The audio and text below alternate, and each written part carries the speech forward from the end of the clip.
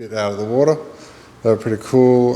There were people there with, someone brought a imported Nissan EV van, so they were showing that off. The Tesla owners group bought a whole bunch of their cars. Some of the Nissan Leaf group people brought some of their cars. Also, some of them had just bought Konas, so they brought their Konas along as well. I forgot to take lots of pictures. I think there's a video around somewhere that I've forgotten to download, but if you look for it, there's a video on someone went around and had a look at everything. So that was a pretty good one. The Royal Society, Gary, did you want to say anything about that? Yeah. Yeah, I had the pleasure of doing the latter couple of events there. The Royal Society of Queensland was a 2-day event in Brisbane City. A society that I hadn't heard of, I don't know about other people until a few weeks ago. We do have a rep here tonight, James. He's fully up on the group, the association. I'd put it down to an agricultural, pastoral background organisation doing a great job to assist the rural regional community of the state, coping with things like drought, debt problems, family issues, all that stuff that country people, regional people have got to contend with. The background of these people, obviously from the rural areas, and probably I'd say a fair few people out of government, doing a policy formation platform to assist rural communities, sponsored by Queensland Government, AgForce, some private consultancy groups, World Wildlife Fund displayed on the 2 days I was there. I didn't attend the actual seminars as such, although I would have been welcome to. I did other things other than at break times, but I was there manning the table for registration, smoke, lunch for the both days. We came away with about a dozen or so people, names on our Google group, and showed local people showing an interest in our monthly meeting. And I was quite pleased with the response from regional and rural people with a lot on their mind. They've got a lot of issues out in the country.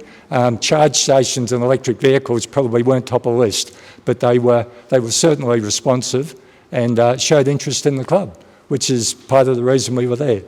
So it was a good event, James, well organised, and about 100 odd paid up delegates, I believe, and 25 or so others that attended as well. So it was probably about 125, 120 or 130 people over the 2 days.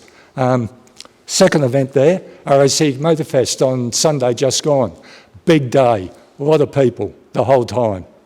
Ran out of brochures, Nelly ran out of words. Tim Harrison joined me on the day with his converted Cortina, and Traction EV were there with their converted Beetle. But yeah, bulk people.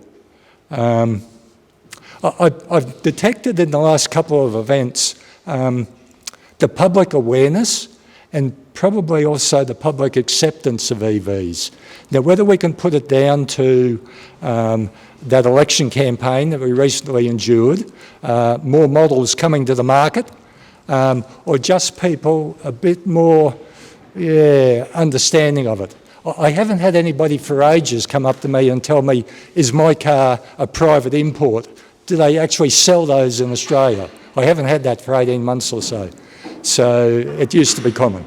But yeah, the awareness is out there. Didn't have the banner, a little bit windy, had the setup, had the brochures, and certainly spoke to a heap of people. I know a couple of members wandered through, Adrian and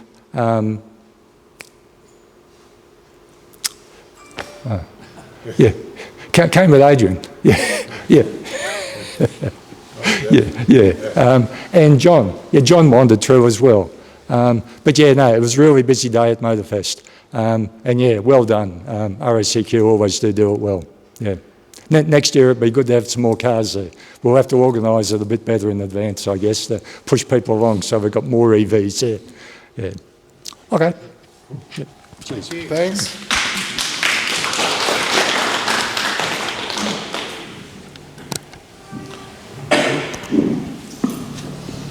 So for the next one, this is what our future events are going to be. So most of them start from next month. So the first one is Green Heart Fair Part 2. So the first one's at Chermside, the second one is at Carindale. So we're trying to change our presence for this one. This one we want to show more people the EVs in everyday life. So we're trying to take one car that's a commercial car and one car that's a home build, just to get the both markets so people can see them.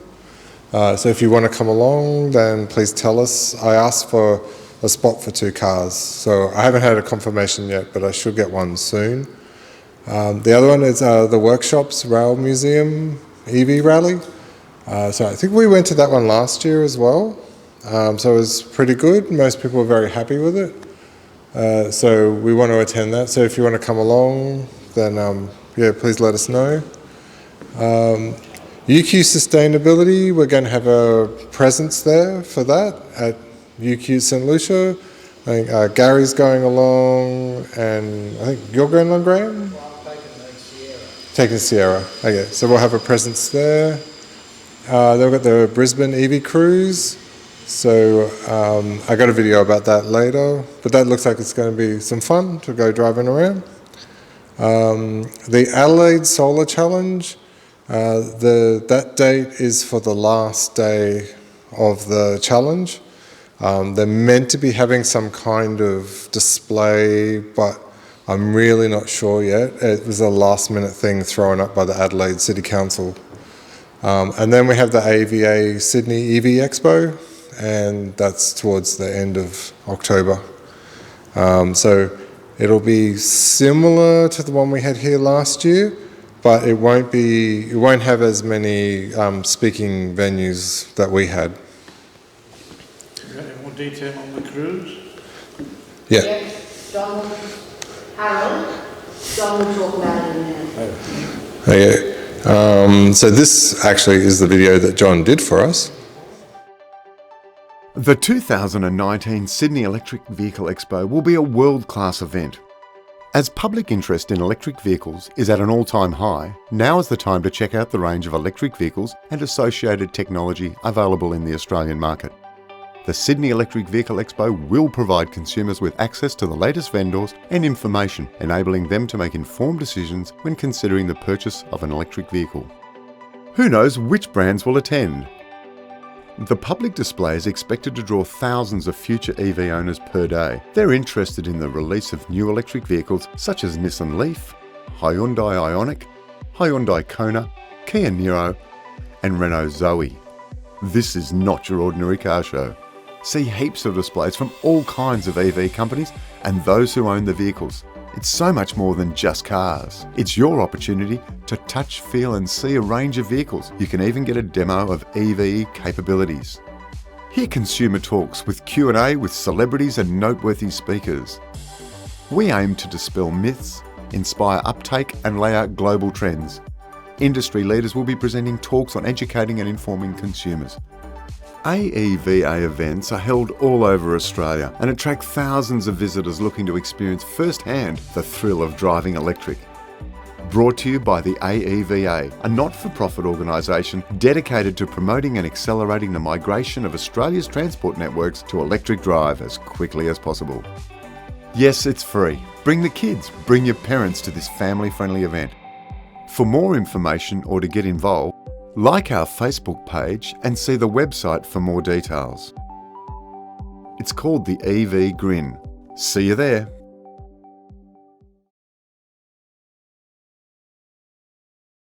Cool. So that's one of the videos John's done for us. So if you find that on YouTube or you want to share it or like it, that would help us out. Whoop, let's not play that again. G'day everyone. With my Kona delivery imminent, I'd like to take this opportunity to organise an electric vehicle cruise, and the date I'd planned for was August the 24th, starting around about 9 o'clock, and what we can do is have a bit of a meet and greet at the Toombul shopping centre. There's quite a few charges there. There's a couple nearby at Hamilton and Newstead if you have a Tesla. And then we're going to head out for a cruise on a predetermined route that I've organised through the Gap and out to Mount Nebo, and maybe we can check out how good the regenerative braking is and see what our efficiency is when we head back to Turnbull. I think this might be a good opportunity to meet a range of different EV owners and check out the models that they have.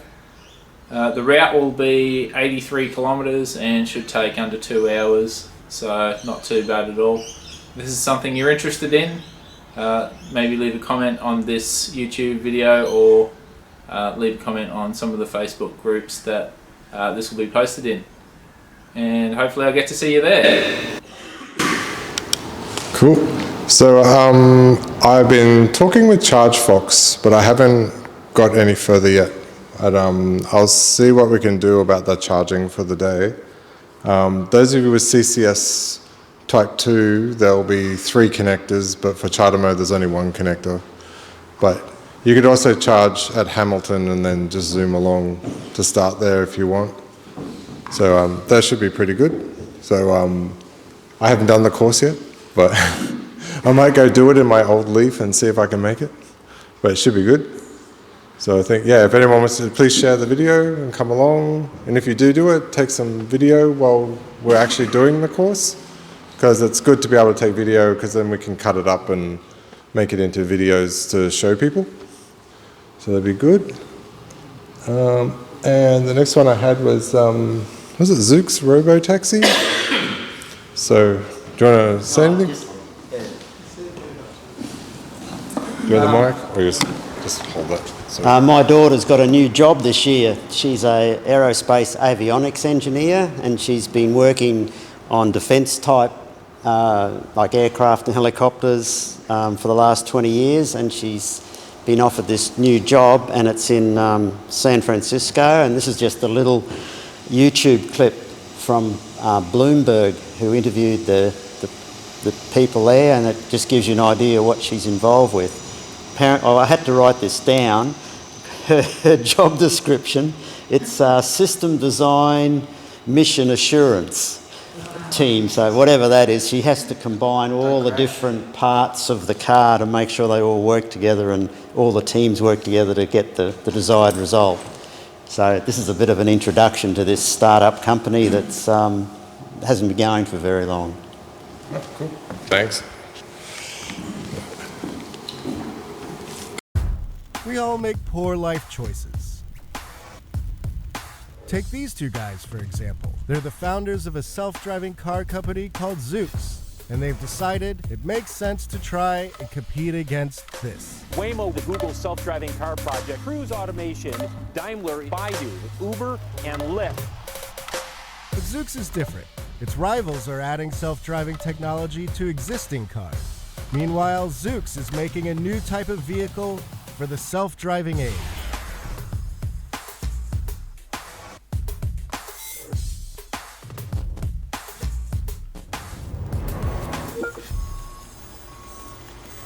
Basically, Zoox is making a robot, and its early incarnation looks like the love child of the Matrix, Mad Max, and Transformers franchises. This is Tim Kentley-Clay. He hails from Australia, and down under, he was a well-known designer and ad guy.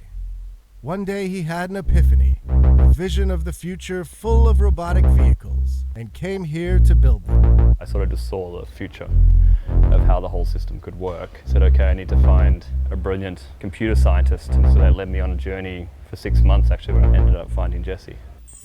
That brilliant computer scientist is Dr. Jesse Levinson, a Stanford grad who was sought after by none other than Google itself.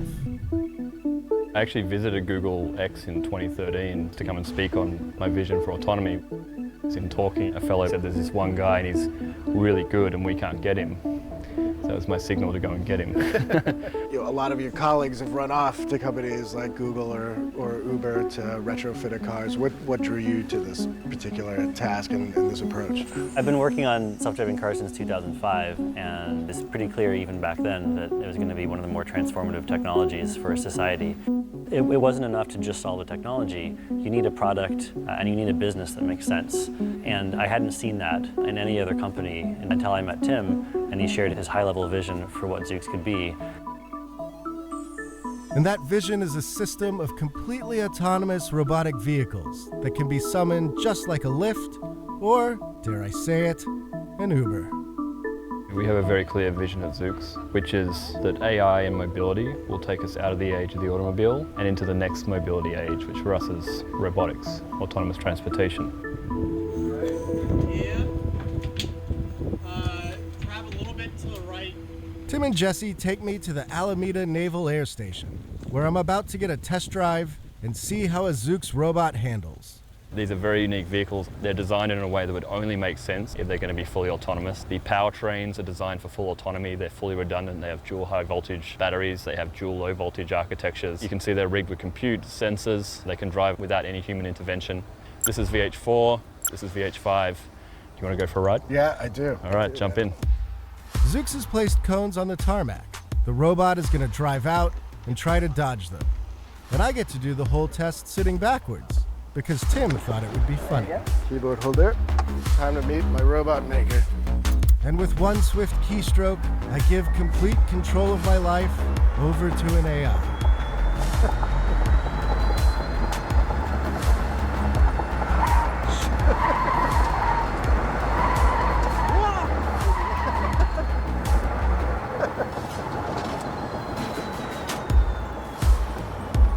That really doesn't get old, man. It's like being on a ride at Disney.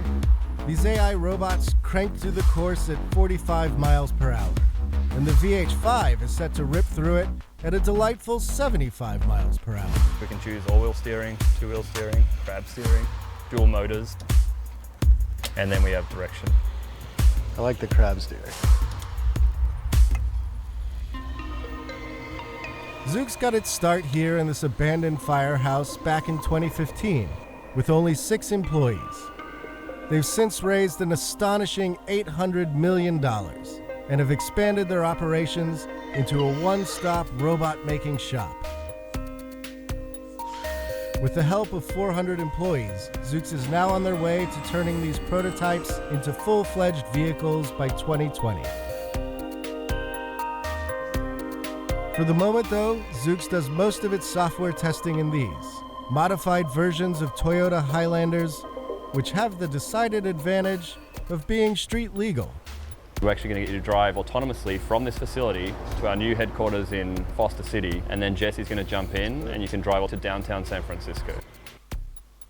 We don't know any company in the world that is driving that multi-dimensional degree of difficulty from urban to freeway to dense downtown.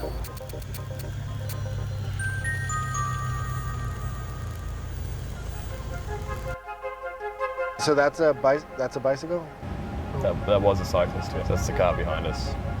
And something like the speed limit, does that get taken by the cameras seeing the signs, or that's something that has to get entered in as you map the world? If there's a sign that's been vandalized or it's missing or it's got, growth on it, the vehicle wouldn't know what the speed limit is and that could cause an incident, right? Or a fine. So speed limits are really well understood on the road networks, so we put that in as a prior on the map. Okay. So coming up right here, we have to do a left turn yield.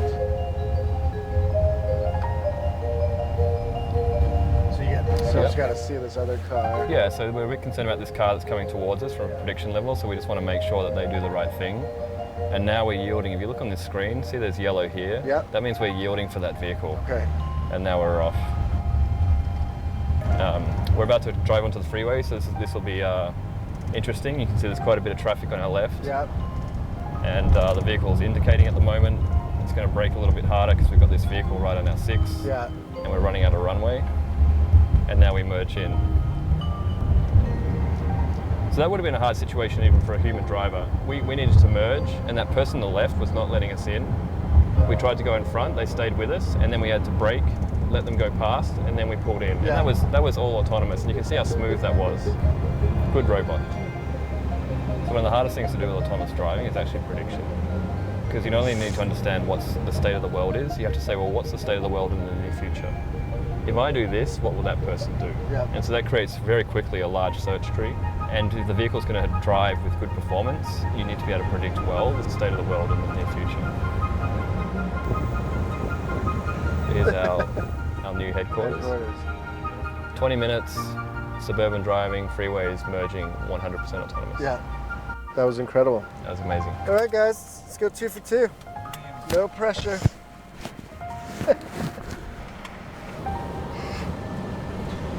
What's like in each box? It looks like there's like a Y and L. Yeah, there's a V, an R, and an L. Okay. So V means vision, R means radar, and L means LiDAR. So we use cameras, we use radar, and we use LiDAR. Cameras are really good at seeing what things are. Radar is really good at seeing where things are in terms of how far away they are. And then LiDAR is really good at telling you where things are in 3D at pretty high resolution and pretty high accuracy. And so what we do is we fuse those 3 sensors together in real time to form one coherent view of the world, which is actually what you're looking at on the screen. Definitely crowded. I mean, that must make it harder. Oh yeah. Yeah, it's a lot to keep track of. We have made it autonomously to San Francisco. As far as the public knows, Zoox, along with Waymo and GM Cruise, are the only companies capable of doing this kind of drive. And this is the first time they've ever shown the cars in action to the public. Is it madness to take on many of the world's leading automotive and tech companies at the same time? Yes, of course it is. But I say go forth, Tim and Jesse. We all await our Lux robotic rideshare of the future. Thanks for watching. And if you want to see more Hello World, click on the link to subscribe. Cool. Hey, thanks for that. Did you want to say anything about your new car? Or you're happy to? I can answer questions. Yeah. People have got any questions. Do you know much since you only had it for like a day or 2? Well, basically I ordered it 6th of April, I think it was. So they make you sign a contract for 12 to 16 week delivery, and I got it in the 15th week, which was yesterday. It was meant to come on the 25th of July, but I got it early for some reason. The boat came early, whatever, so they tend to deliver 10 or 20 at a time. So yeah, so pretty impressed with it so far. I'm happy to answer any questions that you have and go on cruises and stuff, yes. When's your first drive to Cairns? Maybe August. I'm on holidays, so. When's my second drive to Cairns? Yes, Graham.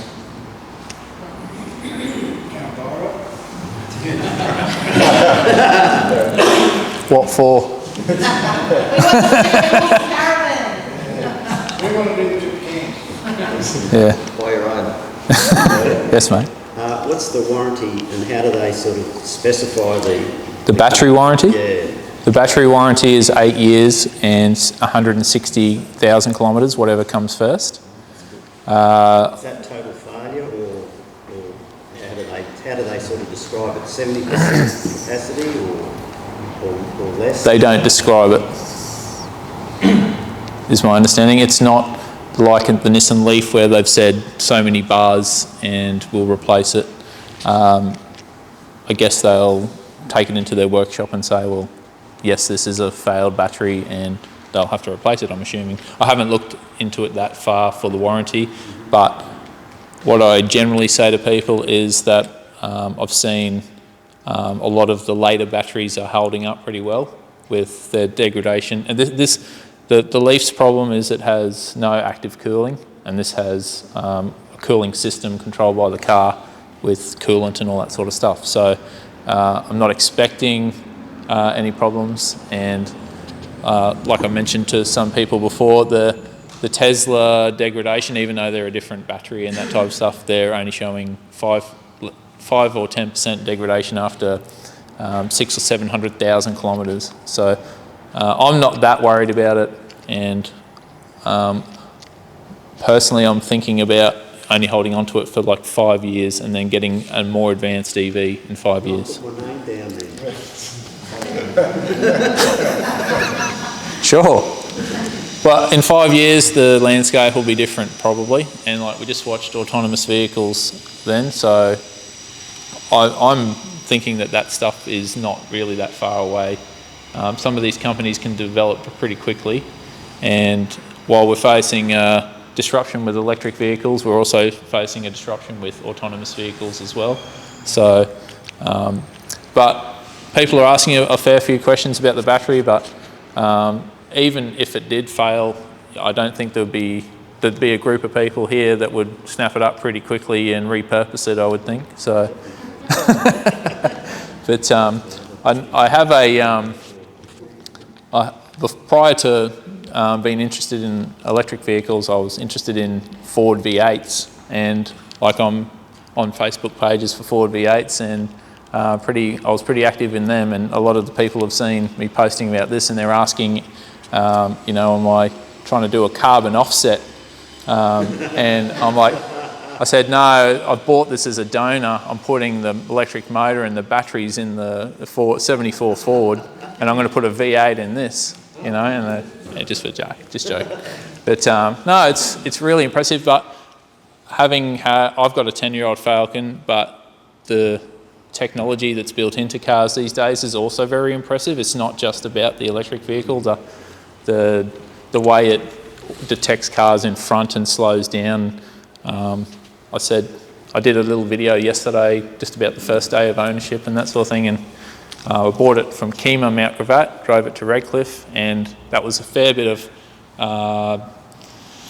like higher speed driving, maybe like 80 zones and that type of stuff, and it just stops you, takes off, car pulls in front of you, it just backs off, and I was more impressed with that, I think, than the electrical functions. But I took it to Toombul Shopping Centre, where we're going to do the cruise from, and used it on the 350 kilowatt charger there. It peaked out at 76 kilowatts, and it was only doing that for a short period. But for those of you that may not be aware, there is software in the car that actually decides what the peak charge can be. So once it got to about 70%, it then stepped down a few times, down to 50 and then 35, just to protect the battery itself. But even though I have in the car, I only have it set to going 80%, the software sort of overrides or sets the maximum. So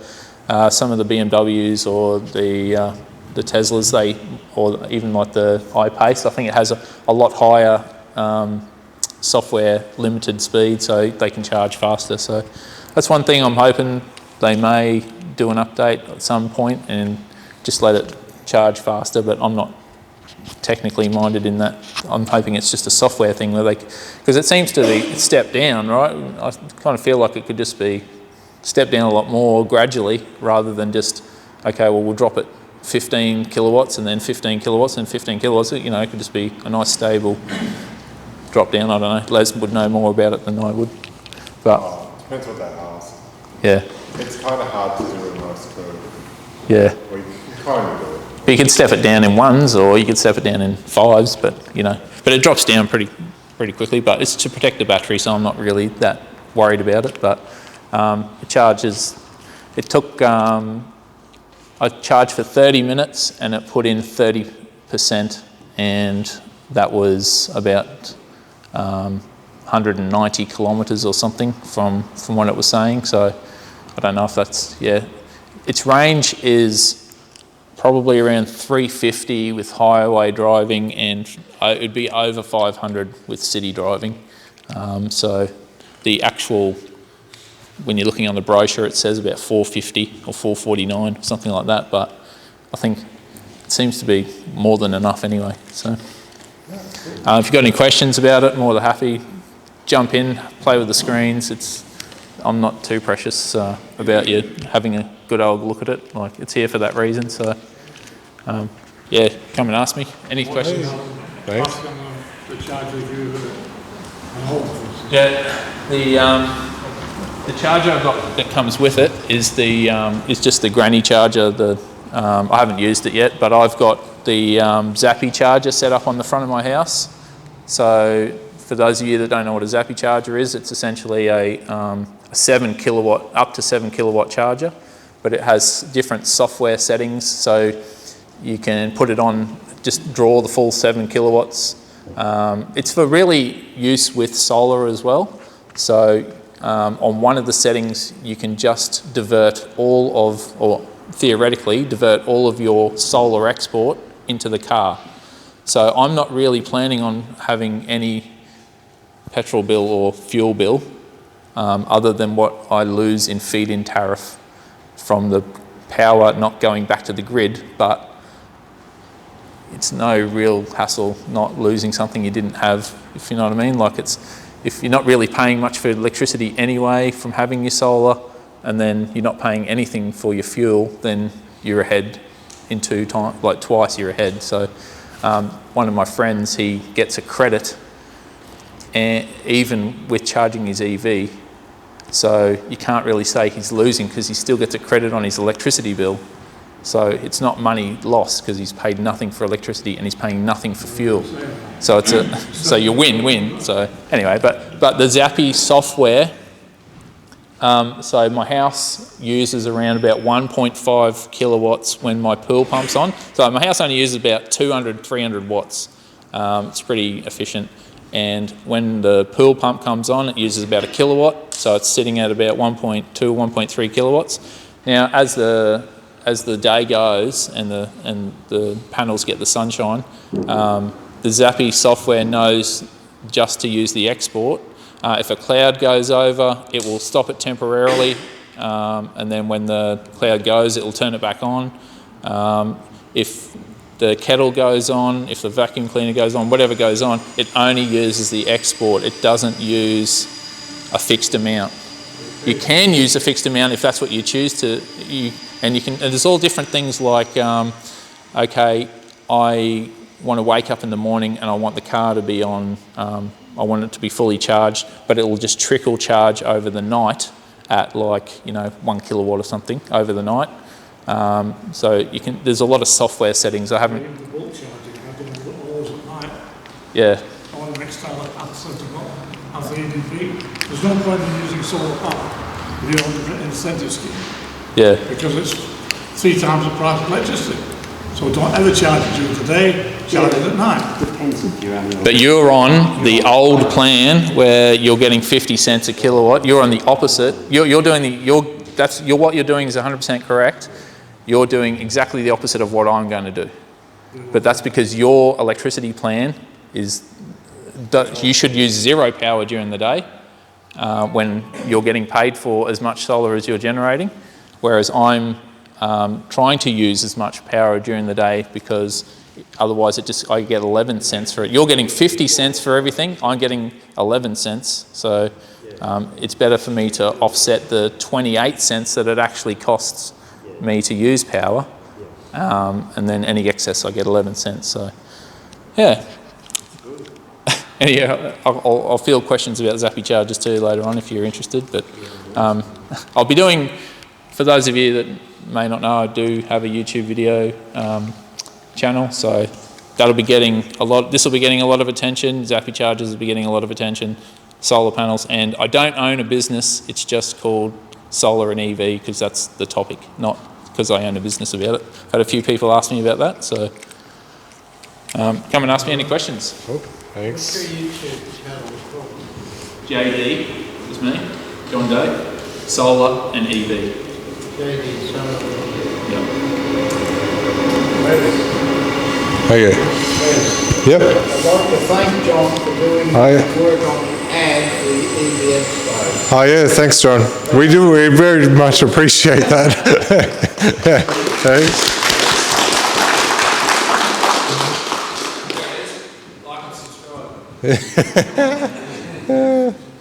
Alrighty. There's one more that I forgot about, which was Sustainable House Day. I sent an email out. There's not many close this year.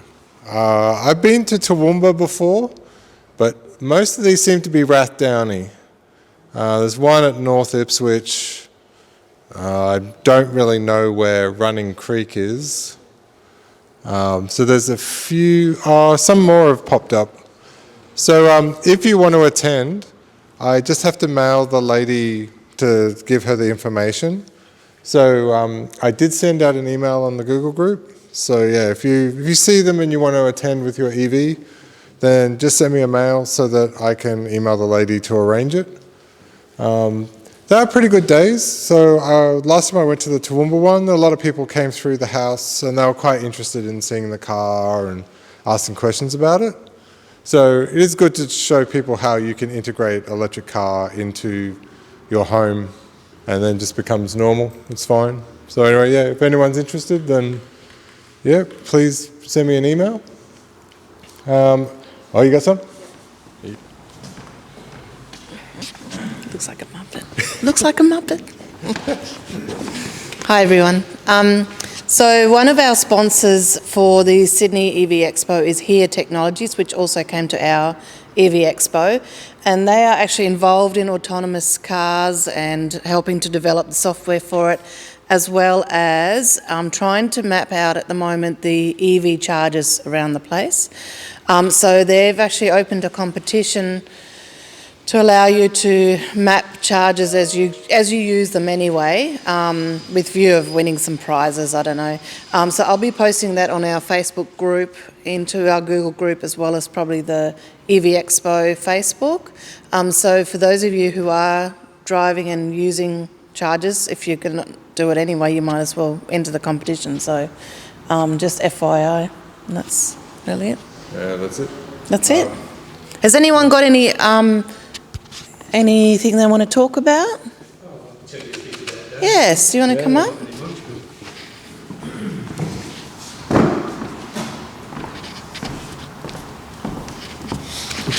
That's right. I have an RL24 trailer sailor, which hasn't done much sailing. It's been standing in the garden the last couple of years. I've got an outboard motor which I've removed the petrol motor off and replaced it with a 48 volt DC motor off a golf buggy.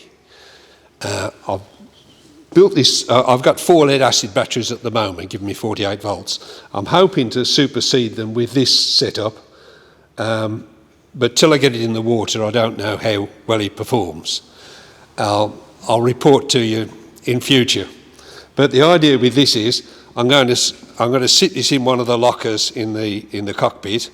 I don't want to blow salt air around it. I don't think that's a good idea. So I thought I'd line the locker with, in effect, put this in a copper box with an internal fan, and then an external fan blowing the salty air round the copper box.